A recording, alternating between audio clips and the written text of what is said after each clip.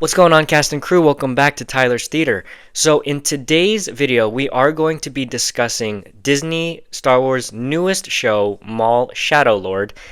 And starting right off the bat, I love it. I really like it. Maul is my favorite Star Wars villain. He has a huge impact on my life, as I've said before. Going into this show, I knew that there probably wasn't going to be a huge storyline. So that's what we'll get into first, is the story. They're obviously just setting the scenes for this, kind of starting it off, not really giving too much, but kind of giving enough to keep us interested. And so the story basically follows Maul, and he's looking for an apprentice, and he is sensing that he is in the right place, possibly the right time. He's involved in crime, and he realizes that the two things that he's dealing with right now, between having an apprentice and kind of creating his own criminal group. He does have a group with him. The two actually go hand in hand.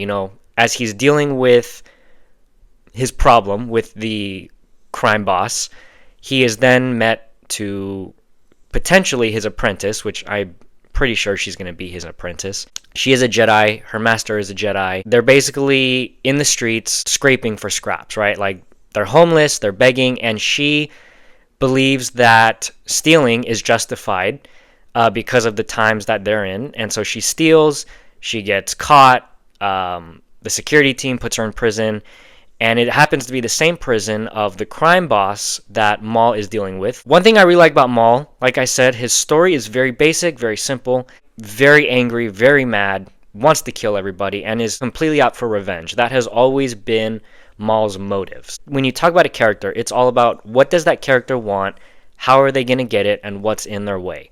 Maul is simply revenge. He hates Palpatine, he's jealous of Vader, or he doesn't know Vader yet, and we'll get to that in a second.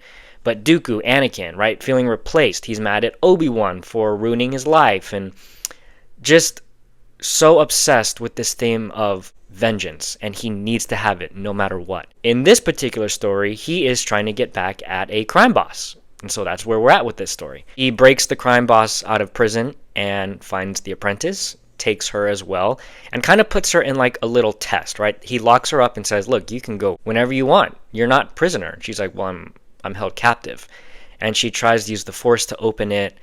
I think what Maul really wanted was for her to push that limit, to get to a place where she's so angry that she can then use power, anger, to find strength and open the jail cell, I guess is what it is. One thing I do find very interesting about the Sith, they don't want to be alone, right? That's the humaneness of the Sith, right? They say it like, oh, well, we just need it to join forces and become more powerful. But deep down, we know that, like, Vader tried to recruit Luke. Maul has tried to recruit a lot of apprentices. That's where we find the humanity of them. That's really it for the story. We're just going to see where this story goes forward. We know the Inquisitor is going to come. My theories of how this is going to go. I think Maul is going to cause a lot of trouble in the streets of what he's doing. And the security team can't contain him much longer. They out of options, so then they have to go to the Empire. They have actually hinted about it in this episode a couple times, like, okay, well, maybe we need to get the Empire involved. And so I think they're going to reach out to the Empire. Sidious ain't going to be happy with what Maul's doing, right? Sidious says only two. If anyone's causing trouble, especially because it's kind of personal, get rid of it. He's going to cause or send the Inquisitors to go after Maul. We see that in the trailer. And even them, they're not going to stand a chance against Maul. So now they have to send the big boy, which I truly believe Vader is going to be in the end of this show, whether it's a cameo, a cliffhanger, or he may even duel Maul, which I would really love to see. Because where we left off before this, Maul was with Ahsoka, telling her that Sidious is taking Anakin as an apprentice. Maul knows of Anakin, but I don't think he has put two and two together yet that Vader is Anakin, right? And I'm assuming he knows of Vader in this time frame, but when we jump ahead into Rebels, Maul knows Vader, and he's very afraid, and there is a fear there, meaning Maul has already met Vader by the time we get to Rebels. I think this show will be the perfect way to introduce Maul to Vader, and obviously we know they're not going to die. either of them, but Vader is going to whoop Maul's ass. Maul's going to get away. I know Maul's going to put up a fight, but he's not going to beat Vader. Like, he's not going to beat Vader. And I think that would be just the perfect ending to the show, right? Kind of leading into Rebels. I don't know if there's going to be a season 2 of this, but that's where I think this story is going. Now, next thing I want to talk about is animation. Animation was very good.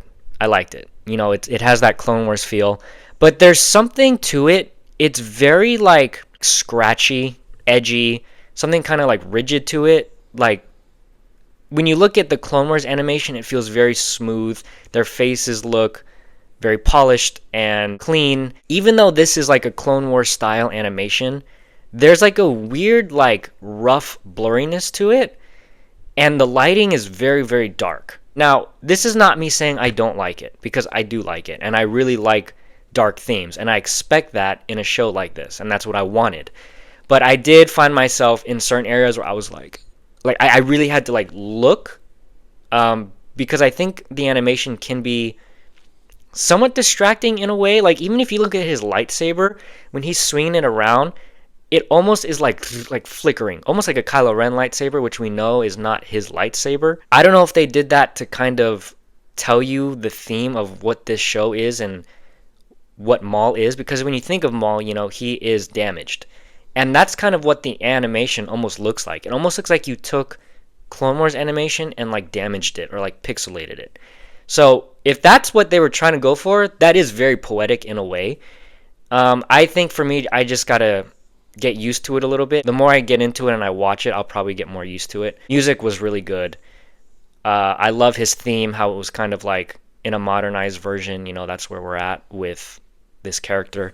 Fight scenes were amazing, bro. Like, I loved the fight scenes. Maul's kills are so savage. There's almost like a horror theme to it. It's dark and the lights are flinging around, and his eyes are like piercing yellow, and the horns. This is like pushing it on like PG. Just with like the fight scenes. Like he lifts one guy in the air, pulls him down, slices him in half. We see the shot of him putting the saber in the guy's face. And that's exactly how it should be with Maul. He's brutal. He's vengeful. He is putting all inch of hate in him into these kills. So fights, great. Music, great. Story, we're going to see where it goes. But anyways, I think this is off to a very good start, and I'm really excited to see what happens next. It's kind of cool. We have Maul and Daredevil, two horned demons, back to back, Monday, Tuesday. So our weeks just got very more exciting if you're a fan of these characters and these shows. Anyway, let me know what you guys think. Comment what you think is going to happen next. Do you think Vader is going to show up? I hope he does. But anyway, that is going to be a wrap on today's video, guys, and I will see y'all in the next one.